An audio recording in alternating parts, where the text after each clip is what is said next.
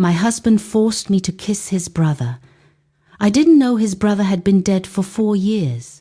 It all began that night when my husband asked me to take some food to a lonely room in our house.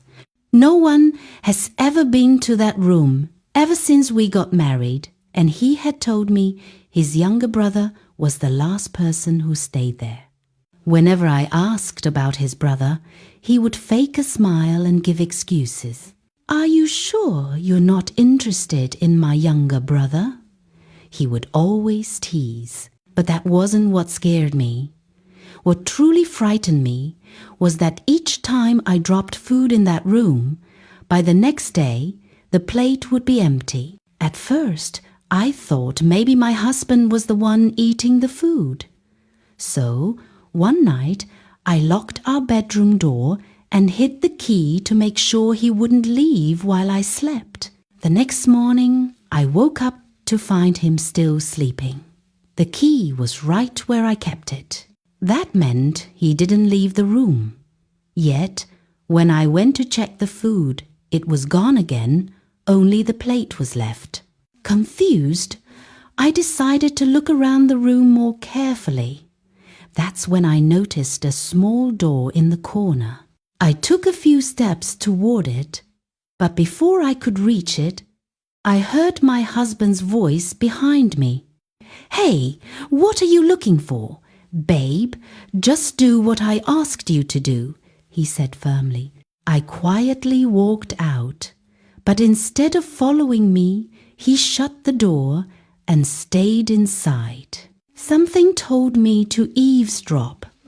When I leaned closer, I heard him whisper, "I will fulfill my promise to you. Just hold a little." I didn't know who he was talking to or what promise he meant, but I convinced myself he was probably on the phone with a business partner. 2 weeks later, when I returned from the market, I saw a strange young man, probably in his early 20s, sitting in our living room. "Our wife, welcome. Let me help you," he said, rushing over to assist me. I froze. Before I could speak, my husband came out of the room and said, "That's my younger brother I've been telling you about." I wanted to doubt it, but the resemblance was clear. A few hours later, while I was recording myself cooking, I asked him to pass me the salt. He did, but strangely, he avoided being seen on camera. He told me to stretch my hand out to take it instead. I hesitated, but as I reached out, I saw something in the camera's reflection when he leaned closer. He wasn't showing in the camera at all. His hands, they didn't look like flesh. I could only see bones, like how an X-ray machine would show them. I blinked hard and rubbed my eyes, thinking maybe I was seeing things. But by the time I looked again, he had already moved away from where the camera could capture him. I asked him to come join me in the video, but he looked scared and refused. It was as if he was afraid of the camera itself. A few minutes after he left, my husband walked in and grabbed my phone off the tripod. "From today, you're not allowed to record any videos," he said coldly, and then handed me a small button phone in exchange for my iPhone. I stood there in shock, wondering why my husband would do that and what exactly I did wrong. Could it be that his brother complained about me? I chose not to confront him because ever since his younger brother came around, my husband had been acting strange, angry, distant, and unpredictable. Later that evening, as I was about to take a shower, my husband stopped me and said something that froze me on the spot. "Where are you going?" he asked. "To bathe in our bathroom, of course," I replied, pointing towards it. "Well, you'll no longer be bathing in my bathroom. Go to Junior's room and bathe there." I just stood there, confused. Why would my husband ask me to bathe in his younger brother's bathroom? His brother was a grown man. We argued for a while, but it was clear he had made up his mind. He wanted me and his brother to share a bathroom.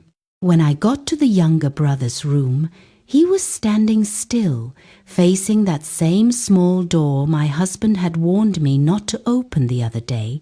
He didn't turn to look at me or say anything. He just stood there, mumbling words that sounded like a prayer, though I couldn't hear them clearly. I decided to ignore him, but just as I reached for the bathroom door, he turned suddenly and said, "You're not going in there without me." "Eh? What did you just say?" I asked, not sure I heard him right. "You're not going in without me," he repeated. "My room, my rules." Then he turned back again, facing the door. I didn't want to argue, so I went straight back to my husband to report what had happened. When I told him everything, his reply shocked me even more. "I have nothing to say," he said calmly. "His room, his rules." I couldn't believe it. My own husband was telling me to bathe while his brother watched me. I couldn't let another man watch me bathe, all in the name of marriage. So I decided not to bathe that night. When I returned to our room to lie down, my husband quickly turned to me and said, "I hope you're not trying to climb this bed without bathing." "Honey, I can't let your brother watch me bathe. I'll just manage till tomorrow," I replied. "Well, if you're not bathing, then you're not sleeping in this room," he said firmly. I had no choice but to do as he said. When I got to his brother's room to bathe, I felt uneasy. "Open the bathroom, I'm ready," I said. He looked at me silently, then walked over to the door. Just before unlocking it, he turned back and said, "Do not say a word to anyone else." Then he handed me a bar of soap. I refused at first because I had mine, but he insisted, saying I either used his soap or left. As I walked into the bathroom, I quickly covered my nose. A strong, awful smell hit me. It was as though something had died in there. While I was bathing, I bent to pick something up, and that was when I saw it, something under the sink. It looked like a finger, like a human finger. I almost screamed, but swallowed it back. As I tried to move closer for a better look, his brother's voice came through the door. "Don't try anything you'll regret." My heart nearly stopped.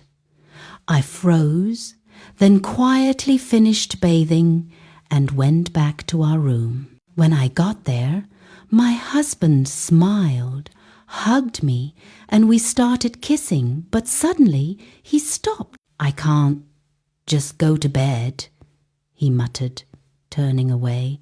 I was completely fed up with everything. So the next morning, I decided to call my husband's elder sister and tell her what had been happening.